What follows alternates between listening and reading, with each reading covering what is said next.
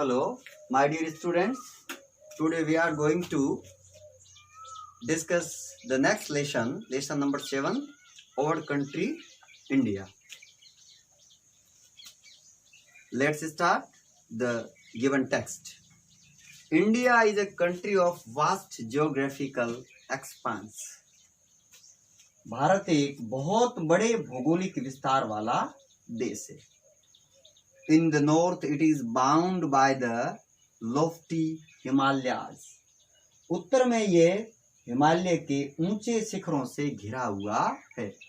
The Arabian Sea in the west, the Bay of Bengal in the east, and the Indian Ocean in the south was the source of the Indian Peninsula. पश्चिम में अरब सागर, पूर्व में बंगाल की खाड़ी तथा दक्षिण में हिंद महासागर भारतीय प्रायद्वीप के तटों पर लहराते हैं. इतना हमारा इंडिया अच्छा है कि इसको बखान करने में, इसको बताने में, इंडिया की स्थिति को लोकेट करने में भी हमें अच्छा लगता है. India has an area of about 3.28 million square kilometer. Very important fact. Bharat का क्षेत्रफल कितना? 3.28 मिलियन स्क्वायर किलोमीटर का अर्थ होता है 32.8 लाख वर्ग किलोमीटर. हिंदी में बोले तो भारत का क्षेत्रफल 32.8 लाख वर्ग किलोमीटर है. ठीक है. हाँ, कई बार पूरा आंकड़ा अपन देखना चाहे तो 32,87,263 वर्ग किलोमीटर ऐसा भी मिलता है. ठीक है ना, ये भी मिलता है. किलोमीटर स्क्वायर लिखे तो भी एक ही बात है. ठीक है, km स्क्वायर. और इसको 32.8 के द्वारा भी हम लिख सकते हैं सीधा. ठीक है ना. तो India has an area, India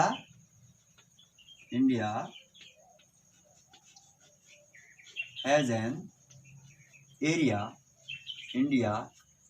an area of about 3.28 million square kilometre. Million square kilometre.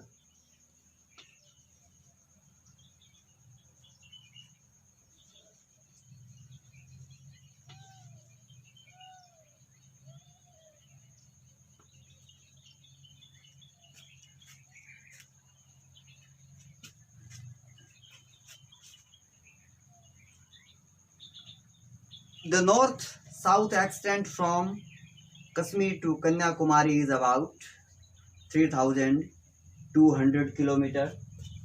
और उत्तर में कश्मीर से लेकर दक्षिण में कन्याकुमारी तक इसका विस्तार लगभग 3200 किलोमीटर है.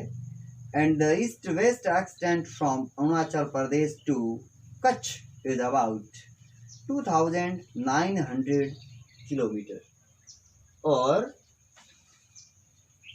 पूर्व में अरुणाचल प्रदेश से लेकर पश्चिम में कच्छ तक इसका विस्तार लगभग 2900 किलोमीटर तक है. The lofty mountains, the great Indian desert, the northern plains, the uneven plateau surface and the coast and island present a diversity of landforms.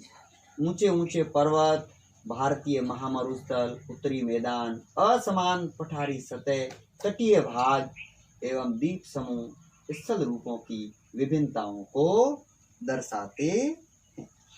There is a great variety in the climate, vegetation, wildlife as well as in the language and culture. यहाँ जलवायु, वनस्पति, वन्य जीवों के साथ साथ भाषा एवं संस्कृति में भी बहुत भिन्नता है.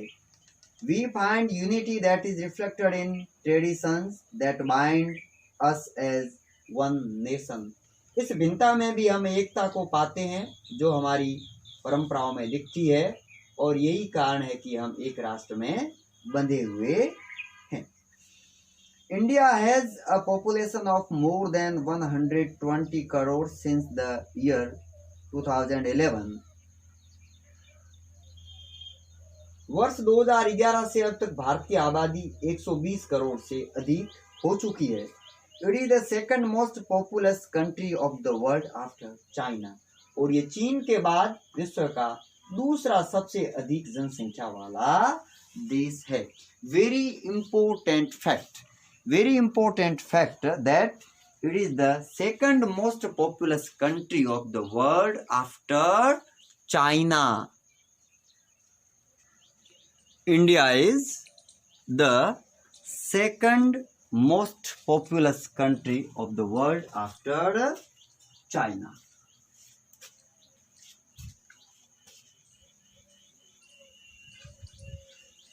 साइड में एक फिगर में एक अलग से लिखा है, the peninsula is a piece of land that is surrounded by water on three sides.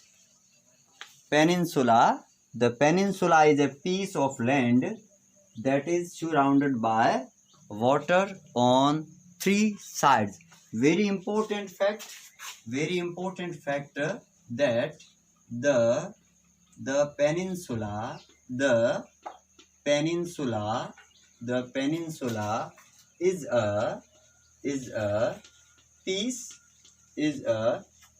piece of land that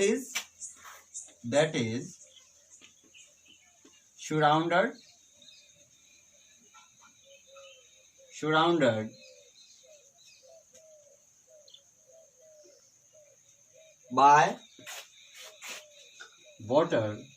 by water on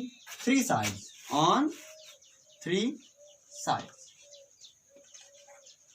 Very important definition is, the peninsula is a piece of land that is surrounded by water on three sides.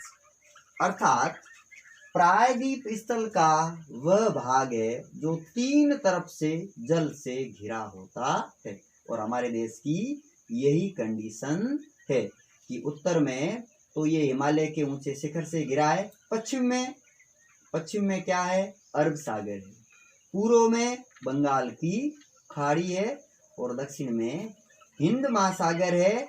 अतः भारत एक प्रायद्वीपीय देश हो गया। ठीक है ना। सो हम इसे कहते हैं कि जब टर्म की बात होती है तो इंडियन पेनिनसुला की बात आती है, भारतीय प्रायद्वीप के नाम से हम इसे जानते हैं। नेक्स्ट है डू यू नो में लिखा हुआ है, large countries which stretch extensively from east to west do not have a single standard time for the whole country. बड़े देश जिनका विस्तार पूर्व से पश्चिम की ओर बहुत अधिक होता है, वहां पूरे देश का मानक समय एक नहीं होता है। ओके, पहले हमने ऐसा पढ़ा भी था। The USA and Canada have 7 and 6 time zones respectively. संयुक्त राज्य अमेरिका में 7 और कनाडा में 6 मानक समय है। Do you remember how many time zones are there in Russia. क्या आपको पता है कि रूस में कितने मानक समय है? आप ये खुद गूगल करके पता लगाओगे, पढ़ोगे कि रसिया में कितने मानक समय है। यह आपके लिए असाइनमेंट है, होमवर्क है, आप खुद इसको करोगे। आगे पढ़ते हैं। लोकेशन सेटिंग, स्थिति क्या है? India is located in the northern hemisphere. Bharat उत्तरी गोलार्ध में स्थित है।